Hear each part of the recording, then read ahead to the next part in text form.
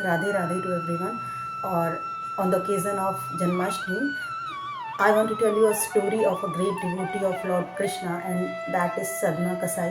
तो किस तरीके से भगवान अपने भक्तों से प्रेम करते हैं, उनके भाव से प्रेम करते हैं। और इस कहानी से हमें ये समझ में आता है कि भगवान केवल और केवल प्रेम के भूखे हैं। एक बार भक्ति नहीं है चलेगा, लेकिन प्रेम होना चाहिए, भाव होना चाहिए।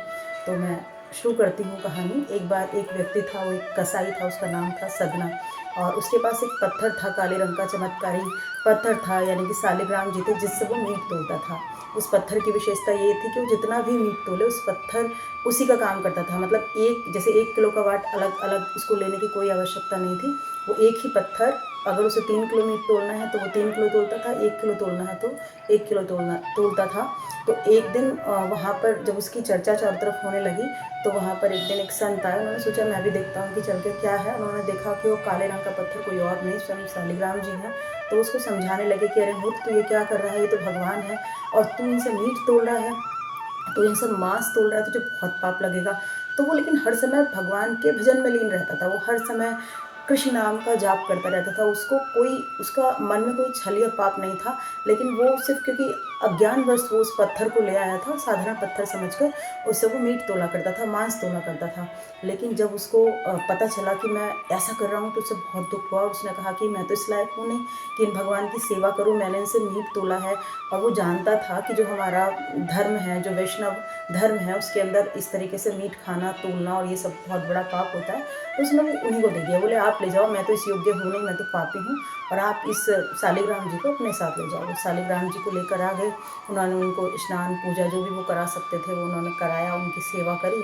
और रात में भगवान कृष्ण ने उन संत को दर्शन दिए और कहा कि मुझे सदना के पास जाना है। कहने लगा प्रभु, आप सदना के पास क्यों जाना चाहते हैं? आप जानते नहीं हैं वो आपसे मांस तोलता है और आपको इतनी गंदगी में रखता है, और आप क्यों जाना चाहते हैं? बोले मुझे बहुत मज़ा आता है जब वो मुझे लुढ़का लुढ़का के और मैं उसकी तराजू में लुढ़कता हूँ इधर उधर, तो मुझे बहुत आनंद आता है। और साथ में पूरे दिन मैं उसका भजन सुनता रहता हूँ, तो मुझे बहुत आनंद आता है। मुझे वहीं जाना है, मुझे तुम्हारे पास नहीं रहना। अब वो समझाने लगे कि नहीं प्रभु, आप वहाँ नहीं जा सकते, वो बहुत गंदगी है, आप तो जानते हैं ना, मैं आपको वहाँ नहीं छोड़ सकता। तो वो कहने लगा कि नहीं, कृष्ण कहने लगे कि नहीं, मुझे तो वहीं जाना है, वहीं जाना है। तो वो वापस लेके संत और बोले ठीक है प्रभु, जैसी आपकी इच्छा। और वापस सदना के पास गए। बोले लो भाई, इसे तुम ही रखो, और ये मेरे पास नहीं रहना चाहते, और ये तुम्हारे ही पास रहना चाहते हैं, और तुम धन्य हो सकता है तुम्हारे कोई पिछले जन्मों के पुण्य कर्म होंगे जिसके कारण प्रभु तुम्हारे साथ रहना चाहते हैं। तो उसे जो है बहुत ही पछतावा हुआ, बहुत ही दुख हुआ कि बताओ, मैं भगवान जी के लिए इतना भी नहीं कर सकता कि मैं अपना ये काम छोड़ दूँ, और वो मेरे पास आए हैं, एक संत के पास से मेरे पास आए हैं। तो उसने अपना जो वो काम था वो छोड़ दिया। वो हर समय भगवान का भजन इत्यादि करने लगा।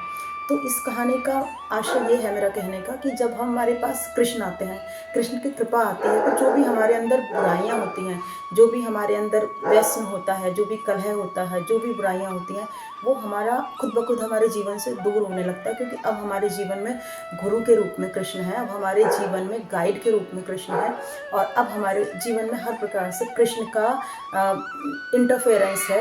तो अब हमें किसी बात की कोई चिंता करने की आवश्यकता नहीं है। तो भगवान ने खुद ब खुद उसका काम और जो है बदलवा दिया, और वो हर समय भक्ति में लीन रहने लगा। उसके बाद वो जगन्नाथ जी के दर्शन करने के लिए भी गया। रास्ते में उसके हाथ भी काट दिए गए। भगवान ने पालकी लेके अपने जो है सेवकों को भेजा कि मेरा भक्त आ रहा है, पालकी लेकर उसे लेने जाओ। और उसके बाद जब उसने भगवान के आगे सिर झुकाया और अपने हाथ जोड़े जगन्नाथ जी में जाके, तो भगवान ने उसके कटे हुए हाथ फिर से वापस ला दिए। तो इस प्रकार भगवान कृपामयी है, करुणामयी है, प्रेममयी है। हमें केवल उनकी भक्ति पाने के लिए चाहिए तो केवल उनका प्रेम चाहिए। किसी प्रकार का कोई डर नहीं कि हाँ हमें भगवान कोई नुकसान पहुंचा देंगे। प्रभु कभी हमें कोई नुकसान नहीं पहुंचा सकते। हमें केवल उन्हें प्रेम करना है। जैसा हम रूखा सूखा खाएं भगवान को खिला दें, जैसा हम पहने उन्हें पहना दें, बस प्रेम होना चाहिए।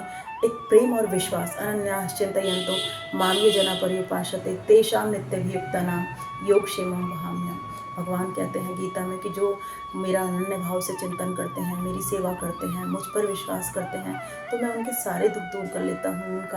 उनकी धन धान्य में वृद्धि करता हूँ, उनकी भक्ति में वृद्धि करता हूँ, हर प्रकार से उनकी रक्षा करता हूँ। भगवान आपसे कोई विशेष भोजन नहीं मांगते, जबकि वो त्रिलोकीनाथ हैं। हर एक छोटी बड़ी चीज़ खुद प्रभु ने बनाई है। इस संसार के जितने भी सुंदर व्यंजन, जितने भी सुंदर फल देने वाले वृक्ष, जितने भी सुंदर औषधियाँ, जितने भी पुष्प इत्यादि इत्यादि सुगंध, सब कुछ भगवान ने बनाया है, लेकिन फिर भी वो आपसे कुछ नहीं मांगते। वो तो प्रेम के भूखे हैं, आपका उन्हें प्रेम चाहिए। कहते हैं कृष्ण गीता में, पत्रम पुष्पम फलम तोयम यो में भक्त्या प्रयक्षति। तो भगवान को आप कुछ भी, पत्ते फूल कुछ भी चढ़ा दो, कुछ भी खिला दो उन्हें, जो आप खा रहे हो वो खिला दो। तुलसी चढ़ा दो, केले का उनका मंडप बना दो, फूलों का श्रृंगार कर दो, हर चीज़ से खुश हैं, हर चीज़ से खुश हैं। लेकिन केवल चाहिए तो प्रेम और आपका भाव, भगवान के प्रति आपकी सच्ची श्रद्धा। तो बस यही मैं आज जन्माष्टमी के ओकेज़न पर कहना चाहती थी। ये कहानी मैंने जब मैं वृंदावन जा रही थी तो सुनी थी, और मुझे बहुत मन था कि मैं इस कहानी को शेयर करूँगी।